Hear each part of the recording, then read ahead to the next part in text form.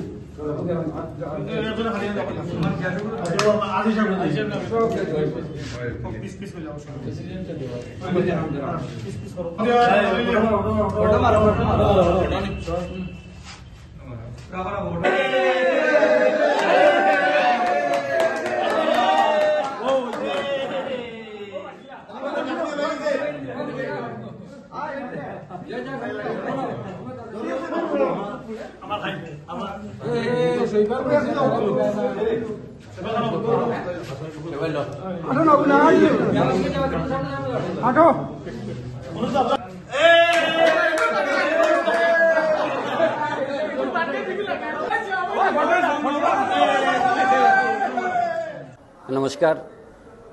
আজকে আমাদের অতি উৎসাহের সাথে বলতে হয়, আজকে আমাদের ভারতের জাতীয় কংগ্রেসের অর্থাৎ সর্বভারতীয় নেত্রী সোনিয়া গান্ধীজির আজকের জন্মদিন।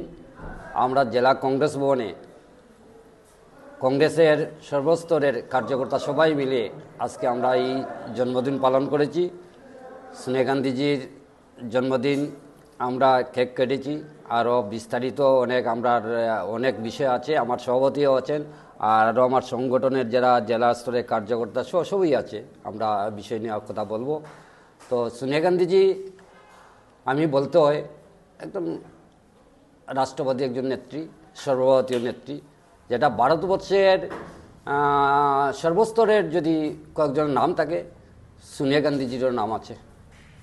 ভারতবর্ষের বর্তমান রাজনীতিবিদদের মধ্যে রাষ্ট্রকল্যাণ নীতিতে যে কাজ করছেন সোনিয়া গান্ধীজির নাম আছে। তা আমার যেটা জানি যে সোনিয়া গান্ধীজির কয়েকবারই সাংসদ নির্বাচিত হয়েছেন, বিভিন্ন দায়িত্ব নিয়ে কাজ করেছেন, ইউপিএ সরকারও ছিল, অনেক দায়িত্ব নিয়ে কাজ করেছেন। এমনকি একসঙ্গে দুইটা আসনে তাই সাংসদ নির্বাচিত হয়েছেন, এমন ঘটনা ঘটেছে সোনিয়া গান্ধী জীবনে। আর উনি বিশেষ করে আমাদের ভারতবর্ষে যাতে সবলীকরণ হয় বা মহিলাদের যাতে সবলীকরণ হয়, এইভাবে অনেক দৃষ্টান্ত আছে।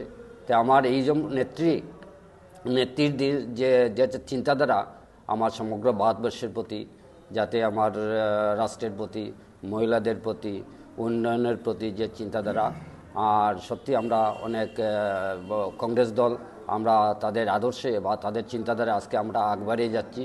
আর সোনিয়া গান্ধীর জন্মদিনে সোনিয়া গান্ধীজির বিরাট অবদান, তাইনও কাজ করে গেছেন।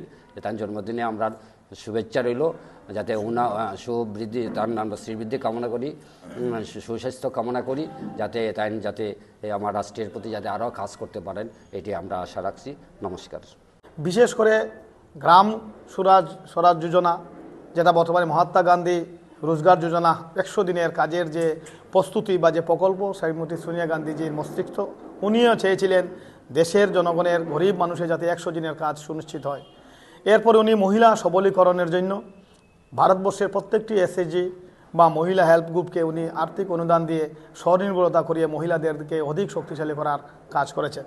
তৎসঙ্গে পঞ্চায়েত রাজে উনি মহিলাদের জন্য 50% আসন সংরক্ষণের জন্য, মহিলাদেরকে রাজনীতিতে আরও অগ্রণী ভূমিকা নেওয়ার জন্য পঞ্চায়েত রাজে 50% মহিলাদের সংরক্ষণের ব্যবস্থা করেছেন।